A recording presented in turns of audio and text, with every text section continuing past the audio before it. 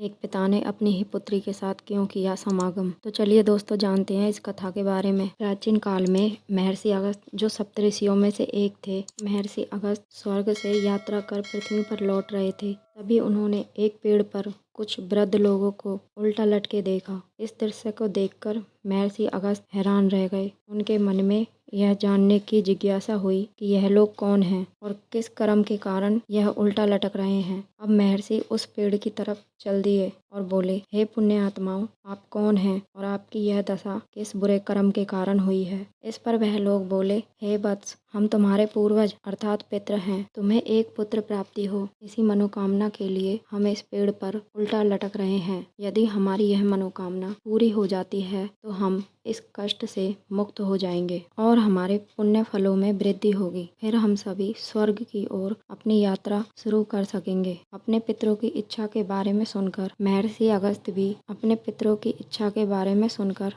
अगस्त भी उन्हें मुक्ति देने हेतु पुत्र की प्राप्ति के लिए तैयार हो गए और बोले, पितृगण, आप सभी को मुक्ति के लिए मैं अवश्य ही एक पुत्र उत्पन्न करूंगा। और इतना कहकर वह वहां से अपने आश्रम की ओर चल दिए। अगले ही दिन से वह अपने लिए एक उचित जीवन संगिनी की खोज करने लगे, किंतु काफी खोजने के बाद भी उन्हें कोई ऐसी कन्या नहीं मिली जिसे वह अपनी अर्धांगिनी बना सकें। फिर महर्षि अगस्त ने यह निश्चय किया कि वह स्वयं ही एक ऐसी कन्या की रचना करेंगे जो सुंदरता और बुद्धि में अपराजय हो। फिर उस कन्या की उत्पत्ति के लिए महर्षि ने विभिन्न प्राणी, आर्य, वनस्पतियों के सबसे सुंदर रंग और गुणों को एकत्रित करना शुरू किया। जैसे हिरनी से नेत्र लिए तो चीते से हृदय, शरीर की ललच के लिए पंखों से कोमलता और फूलों से सुगंध लेकर उसके बदन में डाल दिए। और इस तरह महर्षि अपनी कल्पना के काफी करीब पहुंच गए। तभी उनकी नजर विदर्भ राज्य के राजा पर पड़ी। वह राजा अपनी पत्नी के संग भगवान के सामने पुत्र प्राप्ति की कामना कर रहे थे, क्योंकि वह अभी तक निसंतान थे। यह देखकर अगस्त्य मुनि ने विचार किया कि क्यों न मैं अपनी इस कन्या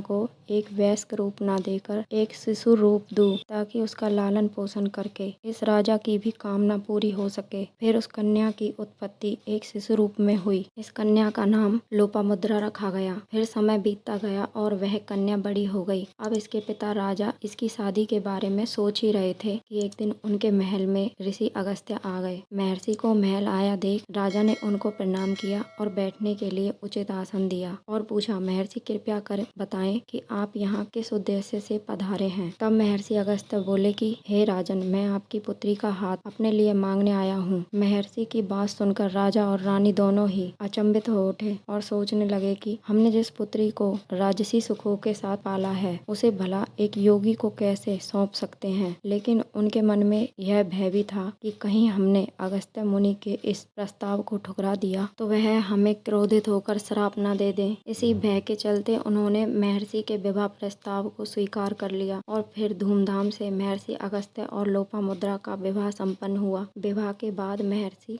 लोपामुद्रा को लेकर अपने आश्रम लौट आए। वहां पहुंचकर महर्षि लोपामुद्रा से बोले, हे सुंदरी, अभी तक तुमने अपने जीवन में राजसी सुखों को भोगा है, किंतु अब तुम्हें सभी सुखों को त्यागना होगा और एक ऋषिका की तरह अपना जीवन यापन करना होगा। लोपामुद्रा ने भी ऐसा ही किया। दोनों ही एक दूसरे से बहुत प्रेम और आदर करते थे। एक दिन लोपामुद्रा आश्रम के निकट एक नदी में स्नान कर रही थी। तभी महर्षि की नजर लोपामुद्रा पर पड़ी तो उस क्षण साक्षात स्वर्ग से आई अप्सरा प्रतीत हो रही थी। उनकी सुंदरता से मोहित ऋषि ने कामातुर होकर उनके सामने विषय भोग करने की इच्छा रखी। तब लोपामुद्रा ने कहा, हे स्वामी, निसंदेह आपने मुझे इस इच्छा पूर्ति के लिए स्वीकार किया है, किंतु मेरी भी एक इच्छा है। मैं अपने पिता के घर जैसी सैया पर सोती थी, वैसी ही सैया पर आपके साथ समागम हो। तब महर्षि अगस्त्य ने कहा, हे प्रिय, जिस वैभव की तुम बात कर रही हो, उस वैभव का प्रबंध मुझ जैसा वनवासी कैसे करेगा।